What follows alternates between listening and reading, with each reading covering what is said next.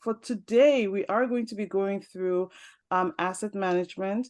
We're going to be going over this is more of an introductory. So this is the ABCs of asset management. You're not going to leave this particular series being a thorough pro, but we hope that will give you enough to make you want to come back.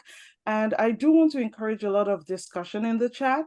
I know that people are here, audience members, family, ecosystem. You guys are all here with different experiences, different levels of experiences. Some people are brand new. Some people are brand new to multifamily. Some people are brand new to asset management. I represent the people that are brand new to asset management.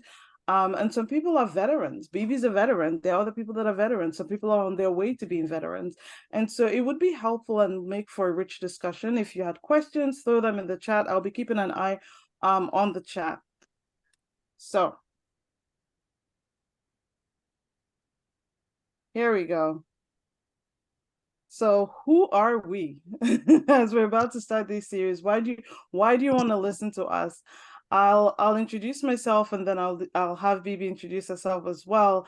My name is Ify. If you've never met me, you've never heard of me, you've never seen me, I'm part of multiple real estate communities, this one being one of them. And I started I would say my passive investment journey early this year. And between January and now, I've been passively and actively invested in about 470 odd units. I've been a clinical pharmacist since 2009, and then I became a critical care pharmacist. So I work in an ICU since 2011. I'm a mom of three. And so in line with the vision of the Freedom Chasers, is it possible to be a multifamily investor active as a parent and as a worker? I can tell you the answer is yes. If you have any doubts, you should shove them down. What's it called?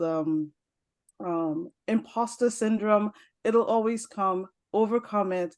I'm a single parent, so it is super duper possible. Is it easy? It is not. I'll tell you that, but it is very possible to enjoy this very rewarding journey. All right, Bibi, I've done enough blah blah. It's your turn. Hi everyone, it's good to see everyone here again. My name is Bibi, and we'll be hosting you today. And today is just going to be an introductory of everything. The main discussion will be down the line. I am the CEO of Blue Ocean's Equity. We started on our own without having any investors, and during the time, that was my training period, and that was the time for us to we were buying properties, and we're also having to manage those properties ourselves. We have about 100 units in multiple states, and before now, I've been in the asset management outside the US.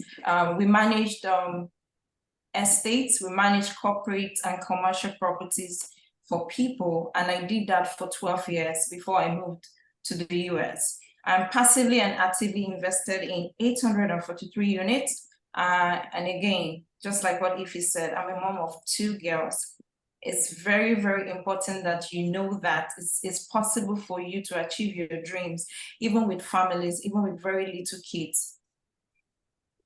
I apologize, that was me. No, that's fine. All righty. We'll have this slide again at the end, but if you do want to reach us, I would say for me, preferred is email. My email is ify@goshencapitalinvestments.com. I love social media at this point, no choice. But you can also catch me on the gram at Ify_ASOH. If you do reach out, I would love a follow. Please send me a message. Let me know where that you were on the Freedom Chasers Zooms, you were on the asset management series. I would love that. Bibi as well is Bibi_Ofiri. Her email is bb-ofiri@blueoceancashflow.com. Please reach out with any question. The silly question is the one that was never asked. So I do want to recognize, before we move forward, if that's okay with you, Bibi, I do want to recognize the Freedom Boys. that are in our midst because Trevor, I don't know if you know this, but fun fact, I told Marcel that I was the official first Freedom Girl, just so that you know. So thank you guys for being here with us. All righty. Good to be here. Thank you. Yes, and I did know that you were the first official Freedom Gal. Absolutely. All righty. So guys, why don't you tell me in the chat when you're thinking of a deal, for those of you that are deal finders, you're calling brokers, you're doing outreach to sellers, or you feel your your strong suit is in underwriting. When do you think of asset management? Like, how important do you think an asset management team is? This is where the chat is supposed to go crazy. Is it a little important? Is it, let's leave it to the end? Like, what do you guys think? How important is asset management? You should be thinking about asset management as soon as you start looking at a deal. You need somebody either already on the ground or somebody to jump right in and start managing the property as soon as possible. Were you looking at my next slide? Whoever just spoke. And so yeah, you're definitely spot on. When do you start, or when does the asset management teams commence their activities? I always was of the opinion that you worried about that at the end, right? Actually, I did have a very well-known operator when he heard I was trying to get into multifamily, and I said, I was trying to figure out what my avatar was. Was I a deal finder? Was I, underwriter, etc.? And I said to him, I said, I have a lot to learn. There's asset management, there's this. And his exact words were, don't worry about asset management for now. And so I didn't. I took his words. I'm like, he knows what he's talking about. So I did. I never looked into it. I didn't think about it. So if there's anyone that isn't sure of what the answer is the answer is, yeah, before closing, once the person that responded was spot on. You started right away. Bibi, do you have anything to add? No. Yeah. Okay. Okay, let's dive into today's activity. And it's not a one day get all the skill day. We're going to take it within 7 or 8 weeks, and we're going to break down everything about asset management. We are not just only going to do that, we're going to give a case study on real life scenarios, both the ones that we've done a full circle on and the ones that we are currently on. So we're going to give you real life challenges, what we did or what we did wrong, or what we're supposed to do and what we did and we did right. So those are the things we're going to do throughout this period.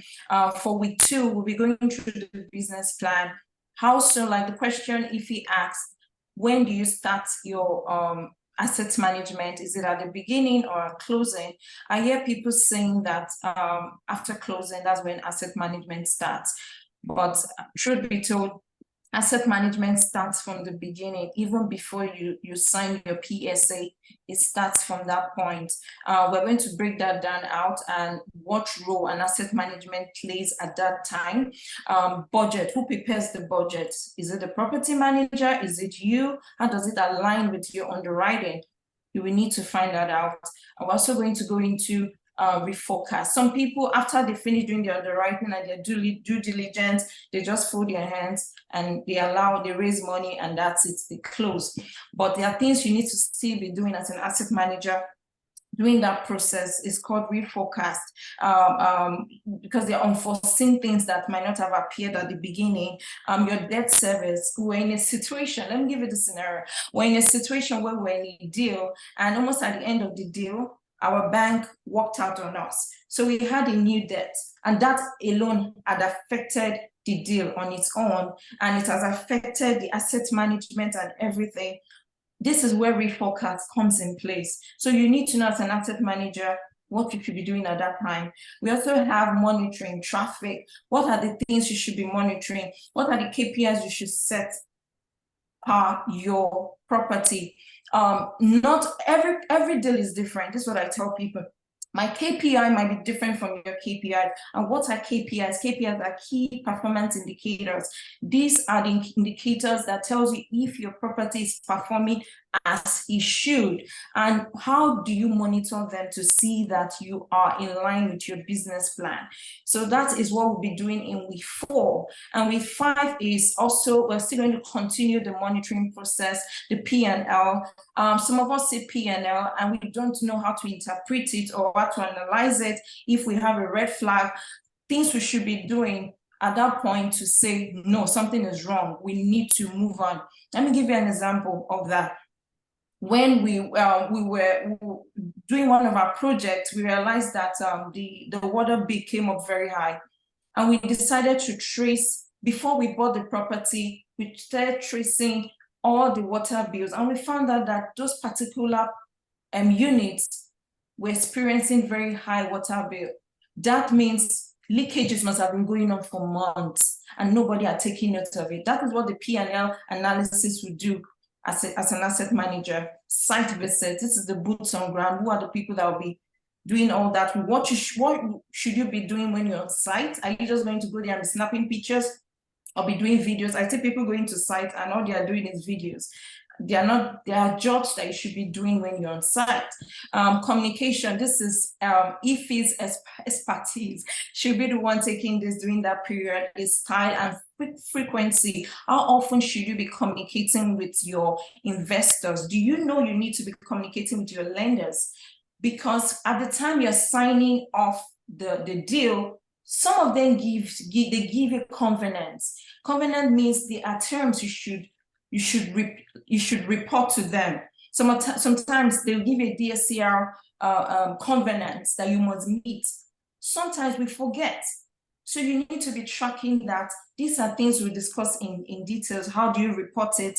Lenders and communication, then transact. Many people have not gotten to this stage. What do you do in terms of distributions? We're going to break down how you distribute to your investors, implement exit strategy.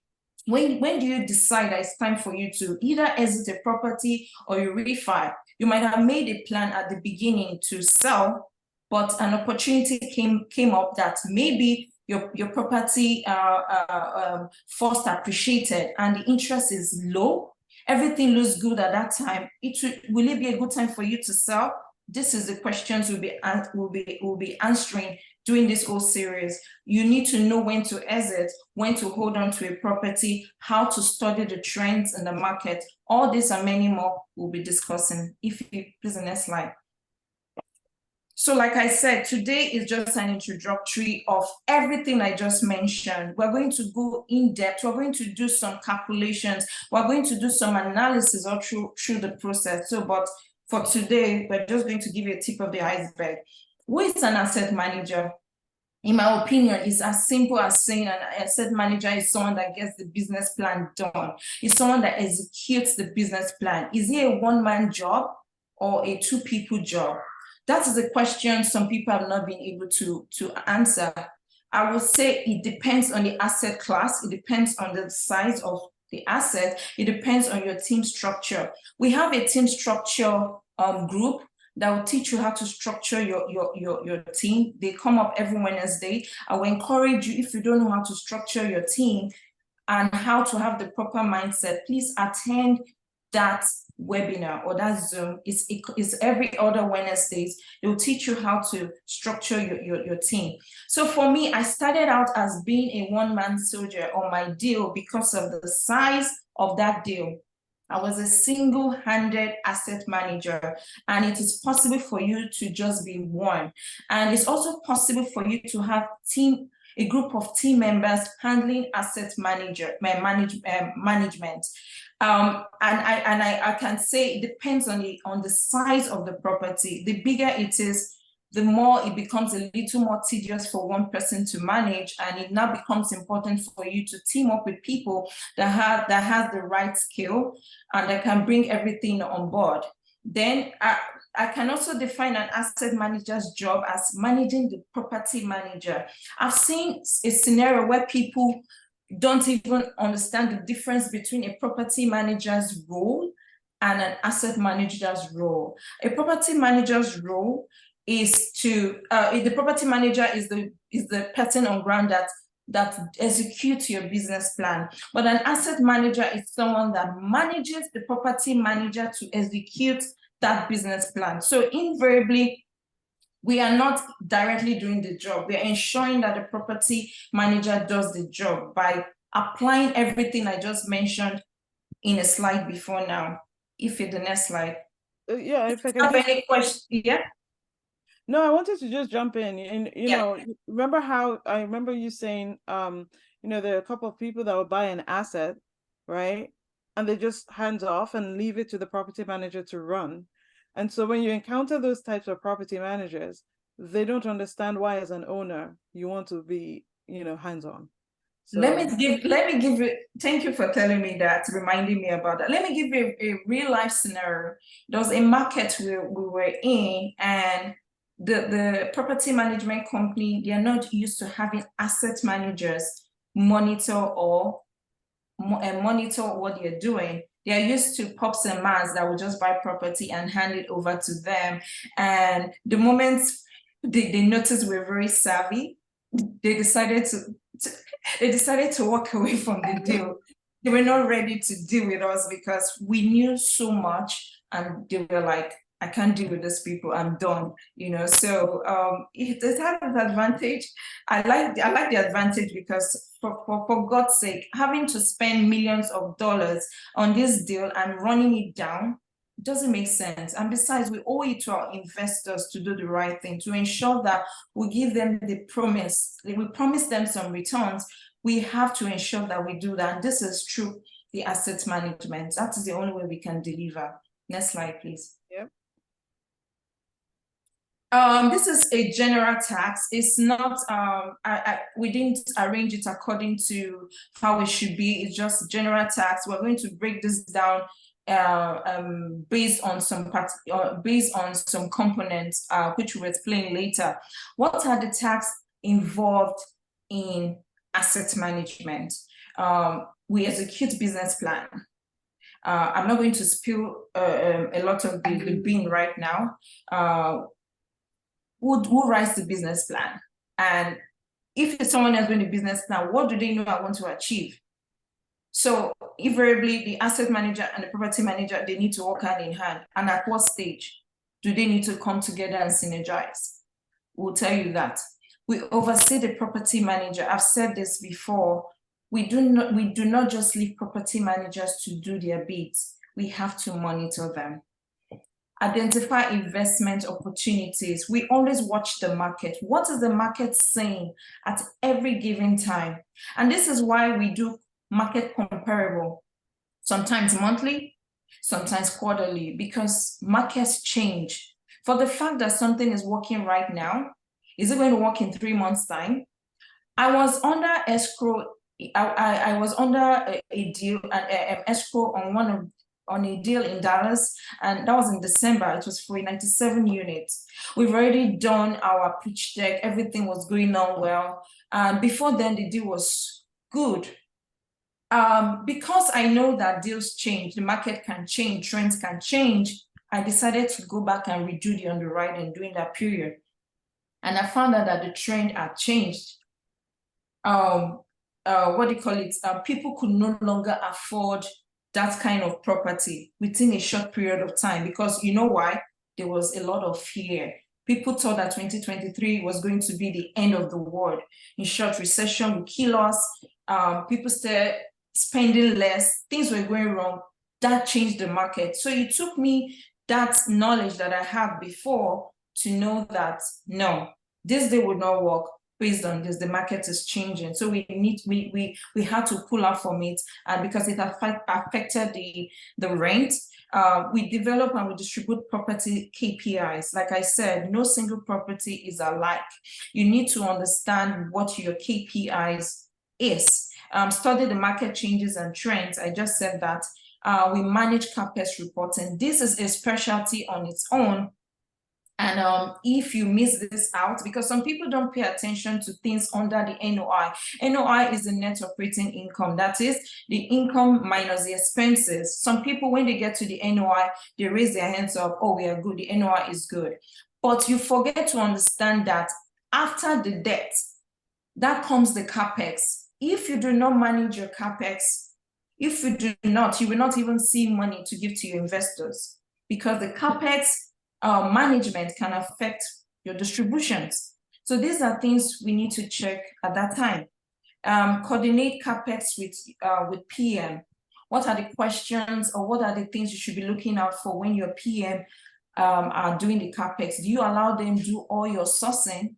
Do you allow them manage all the capex process? And what do you do to checkmate them that they're not cheating you or they're doing the right thing according to your business plan?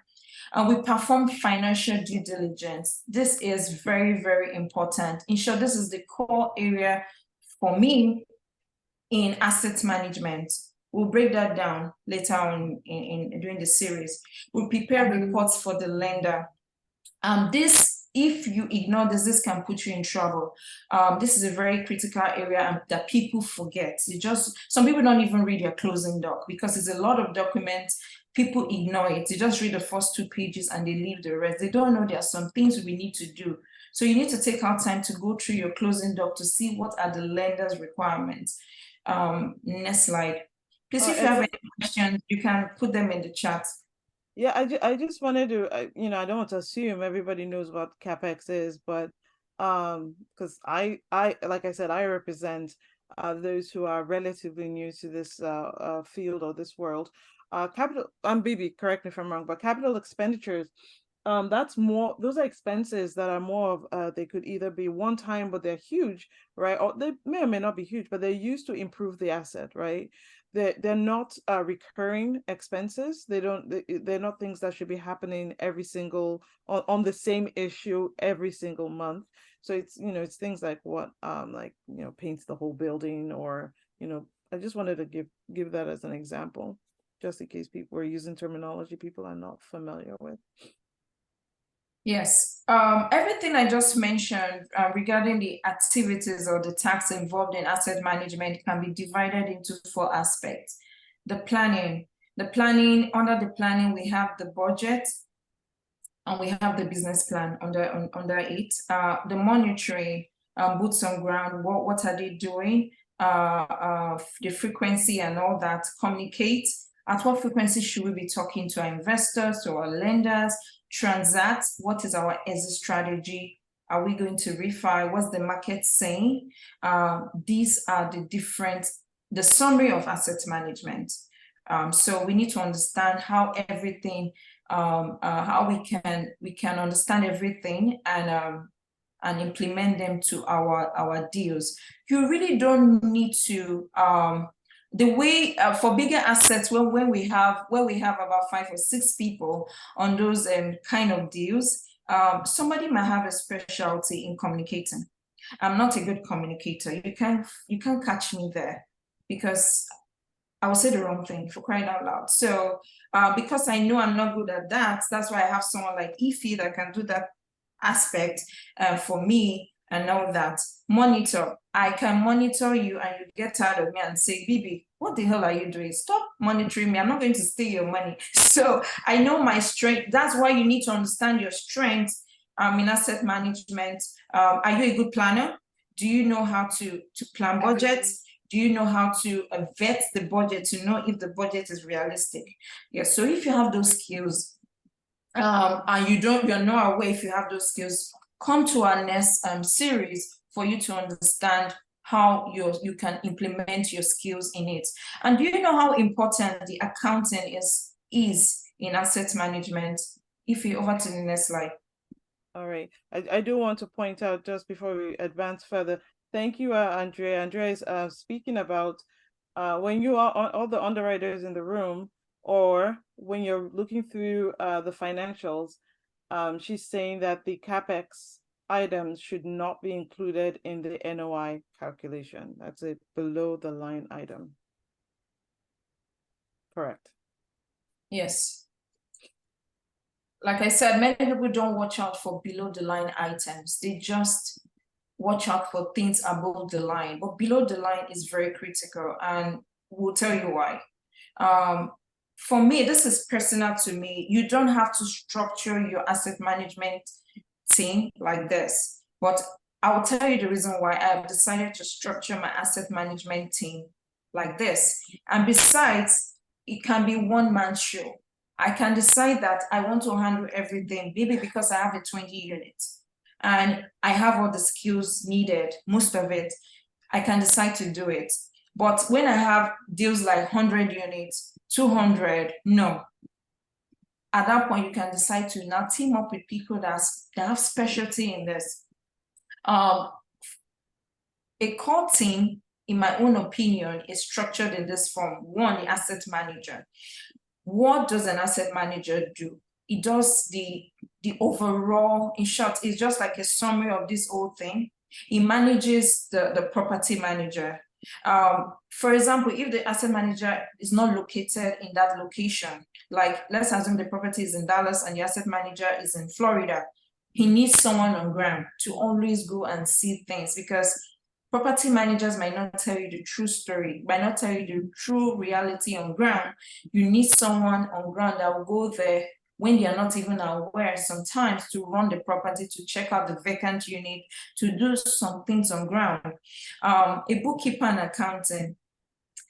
I'll tell you why this is very important. Anything that involves money, that involves transaction, money moving from ABC, you need someone to track those numbers. I remember when we were closing, money was flying in from east, west, south, north. But we had somebody on our team that was on checking everything to the last bit, looking for receipts, coordinating with the escrow, coordinating with the bank, coordinating with the property management company, keeping all the receipts. One person was just in charge doing that, reconciling the account. It can be crazy, but this is what she does as her day job. And she brings in this expertise into our team. This is very critical. You can afford to get a VA. A VA is a virtual assistant to help you handle this. It necessarily don't have to be someone on your team. So you know, investors relations, like I said, this is Ify's specialty. People think investors relation is very simple. In short, it's one of the most difficult aspects in this whole thing. It's fun, but at the same time, it's tedious. We're going to break it down. It's not just sending out letters. No, it goes beyond that. And we were involved in a deal where we needed a legal person on our team. And that's why we thought of it that sometimes you need a legal person on your team that can advise. What the legal person helped us to do was to negotiate with the owner legal terms. Not just that, with the property manager, the legal person helped us go through the docs, the contract and agreement, and the property came with a lot of contracts because the property had a lot of contractors. This legal person on our team was in charge of scrutinizing those documents to ensure that it fits to our business goals. If we had outsourced it, yes, we could have done that, but since we had that person on, we saw the need, it was very important. We decided to bring in that person on our team, an advisory or consultant. There are different classes of multifamily. For example, if I was going into parks, what do you call it? RV parks or like self-storage and stuff like exactly, storage. I have no clue about it. I'm very good at asset management, boots on ground, but I don't know the integrity of what to look at if I'm doing that. At that point, I will need an advisory on my team or a consultant, someone that's done it before, that will allow us not to make mistake, or will advise us or tell us, no, don't do it this way or do it that way. This is how I structure my asset team, depending on the need. I think I'm done with the slide. Okay. Yes, so throughout the whole time when we'll be running this, we'll be doing a case study with two of our property. One is one we've owned it for 3 years, and we've almost exited. The reason why we've not exited this property is because of the interest rate. This was a value add. It's a 35 unit retail and residential unit. We invariably rehabbed everything and brought in new people in it. And we've been able to execute our business plan. We're going to use this as a case study to tell you how we were able to implement all the jargons I just mentioned. And also, the next slide, we're also going to use another case study of what we are currently doing at the moment. This is a 120 units, it's student housing. Student housing and residential housing are two different things. I want you to understand there are two different kinds of assets. For the fact you can manage a residential does not mean you can manage a student housing. So we're going to give you a case study of a residential / commercial and also a residential challenges we faced and how we're able to overcome it as an asset management team. So these are the things we'll be doing all through this period, using everything I just broke down. I think anybody that has any questions, please you can raise your hands and let us know. Student housing, is that a class that you think someone needs to bring in an advisor for? Yes, if you don't have the specialty, yes, you should bring up an advisor, because the way a renewal happens in student housing is different. Like in a residential, you know that when you have a vacancy of, let's say 95, you just put out an advert and you fill up the remaining 5, simple. But student housing, you have to work according to the semester, the session. When do you start advertising for the next session? If you wait till that time, you've lost everybody. Nobody will come and stay in your place because they would have gone to lease up somewhere else. So there are processes you take that is not the typical residential processes. So in this type of case, if you don't know anything, you can have an advisory person on your team that can guide you throughout the process. You can be learning on the job with student housing because you can fail at that point. Okay. Before I move on, so Bibi, looking back, how did you know this was the path you would take? For those who are listening and are seeing all these tasks, and let me I can go back to the slides. They're seeing all these tasks, they're seeing all these activities, they may go, whoa, did you just know how, what kind of I guess, for lack of better words, encouragement can we give people? You just asked me the right question. That's why I'm asking people to attend the mindset structuring a team webinar. It's very important because it's all about mindset. It's all about the structure, how you want it to be. This is just an aspect or one of the processes in multifamily.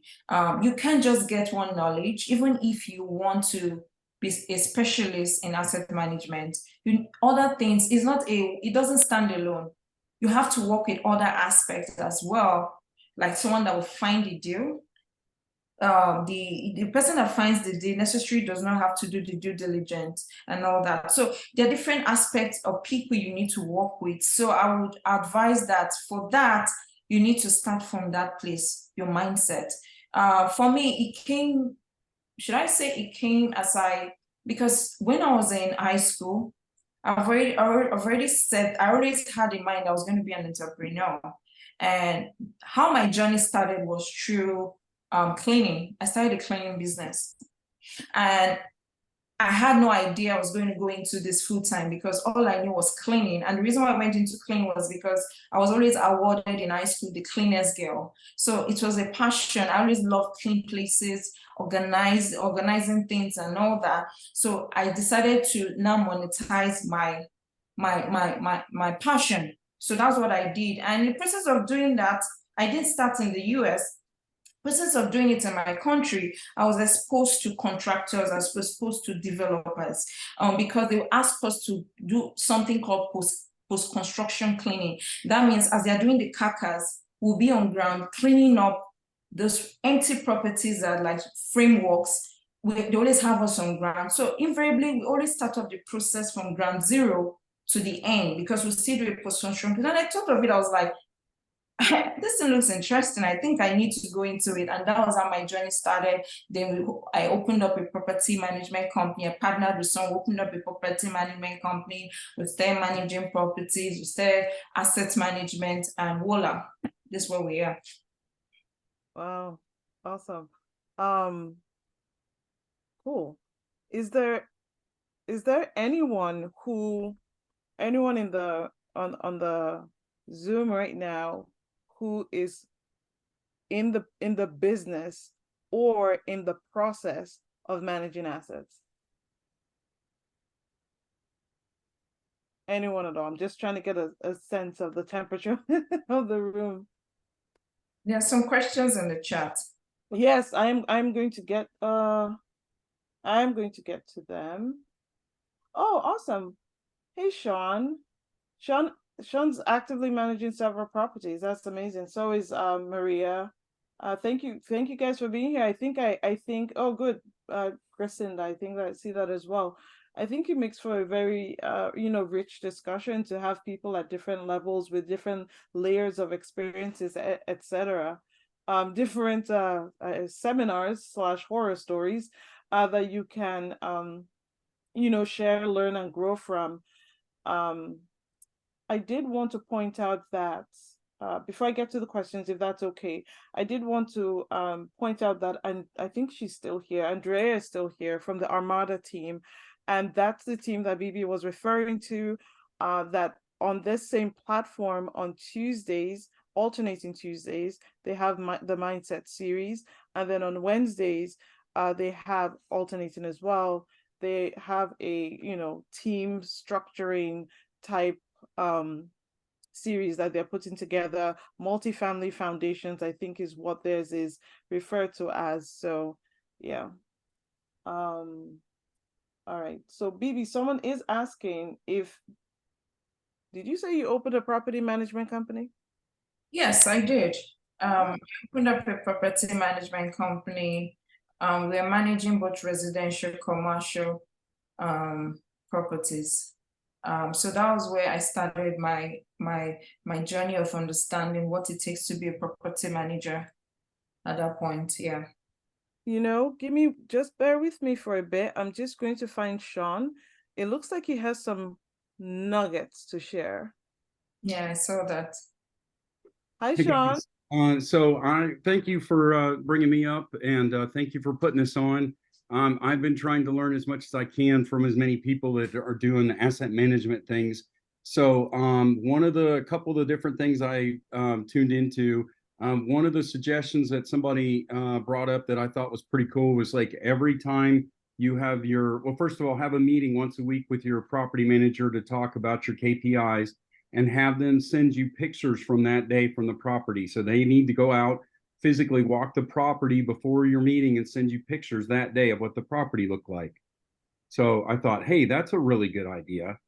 Then the other thing you want to watch is making sure that your maintenance people don't run up high maintenance bills, because even just a little bit of difference in your net operating income, if you divide $1 out by, if you take your calculator and take just $1 and divide it by a 6 cap, it makes a big difference in your $1 equals $16.67 to your NOI or to your value off your NOI. So every dollar that you spend costs you $16.67 when you go to sell the property. The last thing that I think is really cool, this is your like golden nugget of the day, and I wish I could take credit for it. But I was listening to a guy who's a very experienced operator. His name is Ken Gee. And he said, if you have a Fannie or a Freddie loan, every month that you have an occupancy, you have to report to them your occupancy amount, right? So he said they specifically try and get all their leases to end in the first week of the month, and they strive to have it filled, those units filled by the end of the month. And if you have a unit that gets emptied at the beginning of the month, but is filled by the end of the month, technically you have zero occupancy or zero vacancy on that unit. Interesting. Thank you. Thank Wow. you, Sean. It's not all, like I said, not every deal is the same. The lenders give you different covenant depending on your property. If you have a property that is already 100% occupied, they will not mandate you to do that, because that is not the challenge your property is having. Like, for example, we have a friendly made deal.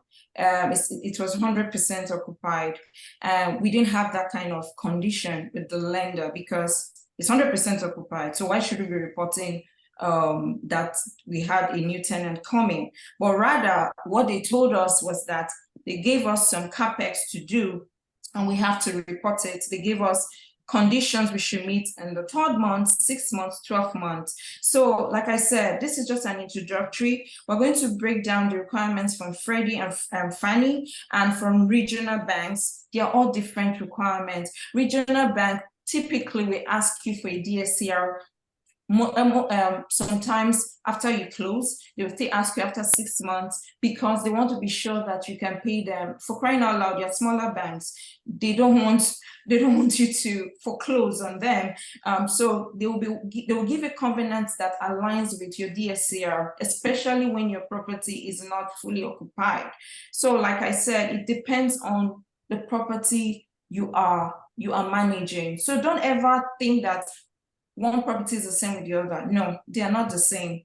And that is why the bank will not always give you the same conditions on it. So I know Ken G is, and I respect him, but I would say that is not correct because we've done it. We understand how that works. Thank you so much, Sean, for the Thank you. You shared with us. Very, very important. I like the one you said they need to take pictures and send it to you before your meeting and all that. Very, very critical because property management companies, some of them don't do their job. They don't. So you have to keep monitoring them to ensure that they deliver. Very, very important. I'll also give you an example of something we did for one of our properties at the time because we wanted to increase rent. And how were we able to increase the rent without the tenants freaking out? The rent was $300. I wanted to increase it to $850. For crying out loud, you know what that would do to a tenant? They will either leave or cry, and beg you to come down to $600. So this was what we did. We had a strategic meeting with our property management company. And this was what we decided to do. We sent them an introduction letter. And in that letter, we had to put the price of what we bought the property for. And why did we do that? It was to play a mind game with them. And we didn't just put the price of the property in that introduction letter. What we also did was that we told them that we're studying the market to see what the market trend is. That right now, everything is good. We'll get back to them. We just want to see what the market is saying. And we'll try to be very competitive, that even when they go out, they will get that price. We already knew the price, for crying out loud, but we just wanted to give them time. So we came back after 2 weeks, sent out a letter again, and we said, we're increasing it to $850. And the market was telling us $900. So we knew that if they go out, they will not see it for $900. We'll still be the best in the block. So that's what we did there was market strategy. We played with their mind.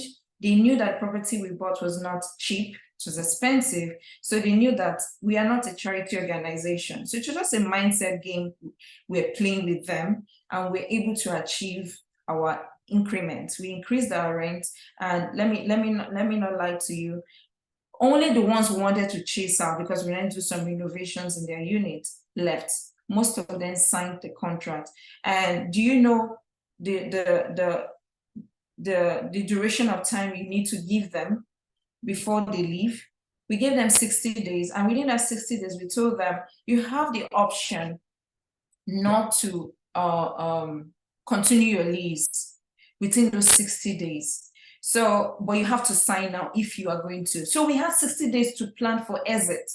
So if they were going to be there for the next 60 days, they will still pay their rent, but we already knew the ones that would leave. So we had already, the property manager was able to send down the maintenance people ahead of time to check out the property, to know what and what materials they should buy. So the moment these guys left, we were ready. We went in, we flipped the property in 2-3 weeks. In 1 week, it was, I mean, we were able to get new tenants. So there are different strategies. In that kind of strategy, it's not something we could have applied in another one. So like I said, it's not all size fits all, but what we want to do in this whole series is to expose you to the different options that you have as an asset manager, and how you can also help your property management company execute your business plan on your deals. So those are the things we'll be doing throughout the entire process.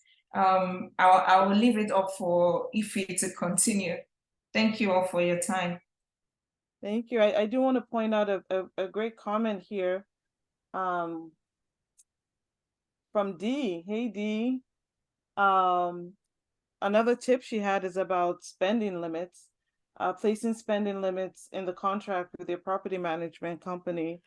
So if they need to exceed a certain, dollar value, they would need to, you'd need to, the owner would need to sign off on it. That's another thing. Ensuring that they're not in control again of all bank accounts, I think, is one that I've heard. If you guys have heard different tips and tricks on asset management, you can throw them in the chat. We're here to all learn. And let me say something about this contract. I think we're going to discuss the red flags in contracts. We'll share like 4 contracts with this team. And we show people what were proposed to us and what we see. D is our Anthony on 2 of our deals. She's been the one helping us vet our contracts, so that's why she's able to give us this very good nuggets. We've seen very crazy contracts, and she will point out the red flags and say, no, this is wrong. No, we have to challenge it and all that. So it's very, very important for you to understand what are the contract red flags that you should look out for when signing a deal with your property management company. All this and many more we'll discuss. We'll discuss P&L, balance sheet, everything. We'll discuss it. We'll show you real life scenario of those items. Yeah, I just want to go back to the schedule for the roadmap. What do we expect you to expect from us? So this is our first week, and this was really just an intro for you guys to kind of get to know us, where our heads at, the type of Zoom and content that we'll be putting out. And even though it's listed week 1, week 2, all the way to week 7, please don't forget that this alternates. So every other Monday. What might be helpful is next time we could put on dates there, but I'm sure everyone gets notified of these series. If you're not currently receiving the notifications, I think Caleb, I don't know if he's still here, Caleb had earlier dropped the MFC. Oh no, it was Andrea. Thank you so much, Andrea. She dropped the MFC links. Please sign up. It's free. There's no sell here.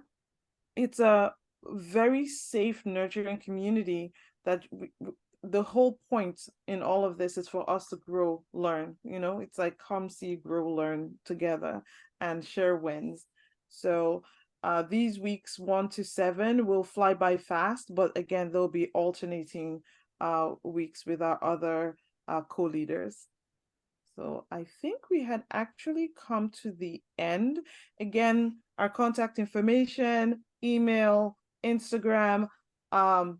Please email. If you do Instagram, which I love as well, send us a message. Let us know that you came in through the asset management series. Would love to hear from you. Is there anyone that has a question that didn't go answered, something that you're not sure of? It may have to do with asset management or non-asset management.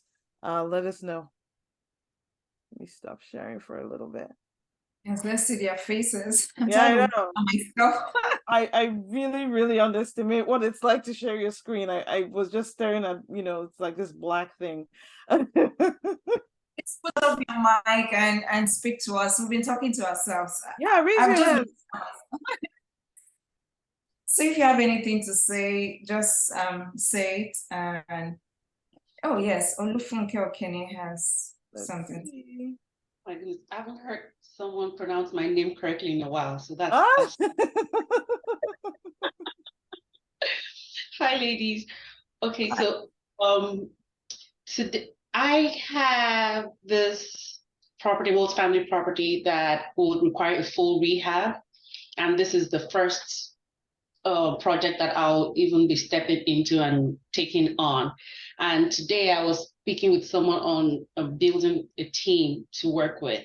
So one of the things I asked for was a property management company. So it gave me some good vibes. When I heard that, one of the first things one should think of is property management from the beginning.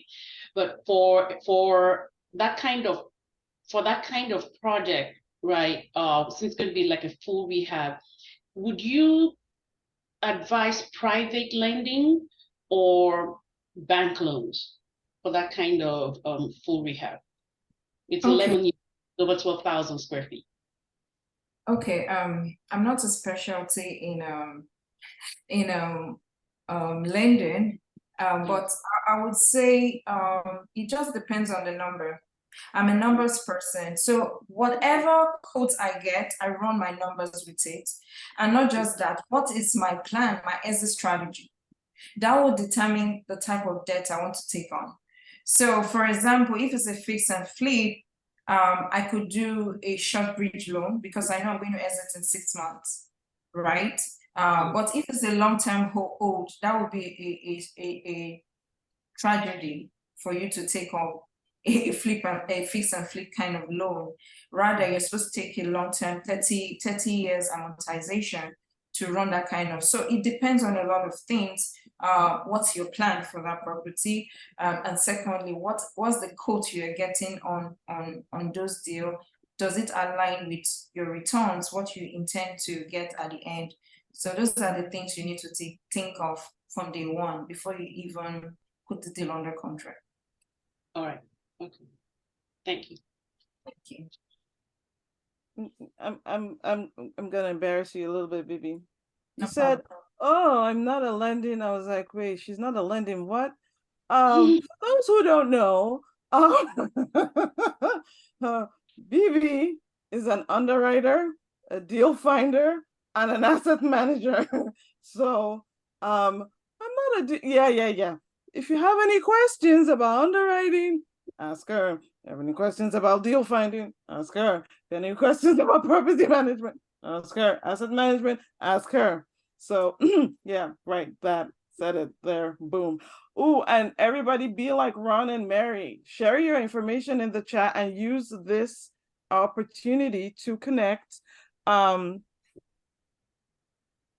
think this would be a decent time if anyone wants to if anyone is looking to, increase your social media footprint and you want to tell people, hey, I was on an asset management Zoom, this is what I learned, and you're trying to increase your brand awareness, etc.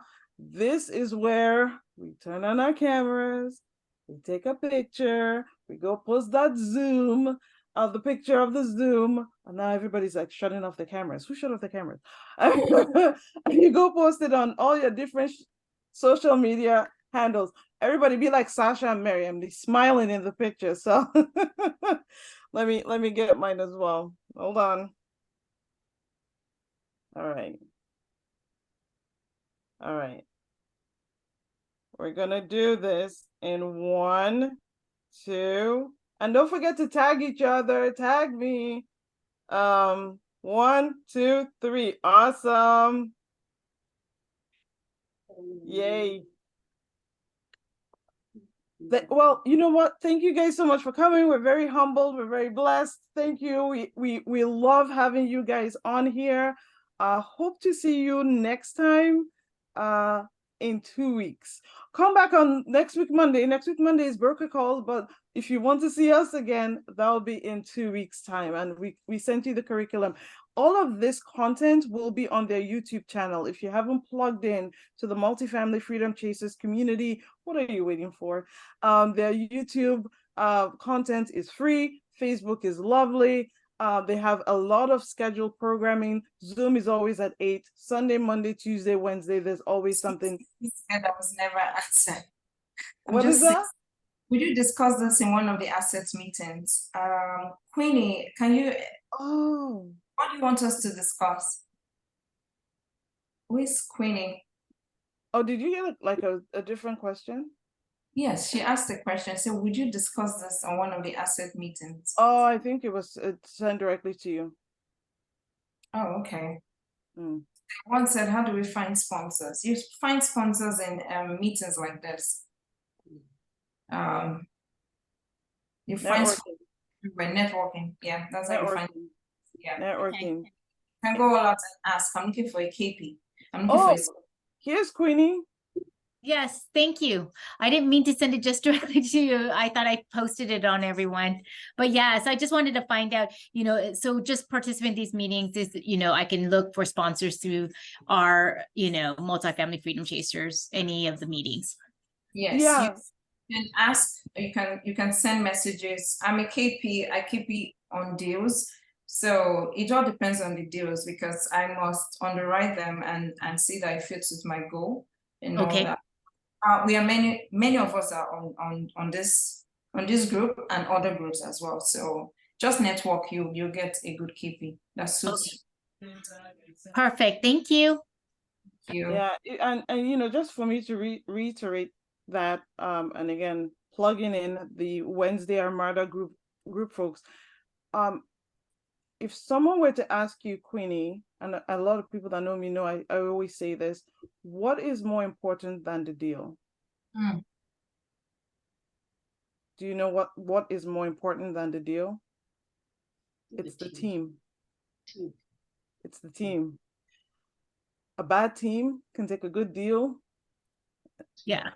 blast it into pieces, right? So, and your team includes the sponsor, your team includes the property manager, it's everyone, right? But the core team, right, that's going to operate this deal, that's going to help it cross the finish line, includes the sponsor. So there are a list of questions you want to be asking yourself and asking the sponsor before you go get engaged with that person for a couple of years, as you should with any team member as well. So in-person meetings, virtual meetings. I'm partnered with Bibi. I've never physically met her in person, but we talk. I think, Bibi, at this point, I think I talk to you more than I talk to my mom. I'm telling you, talk every day, every second. So yeah, you know, showing up is, I would say, Vina used to say showing up is like 90% of it. So showing up to rooms like this. Yeah, I think we're good to go now. Awesome. Yes, thank you. You're super welcome. Thank you guys for coming, and we hope to see you next time.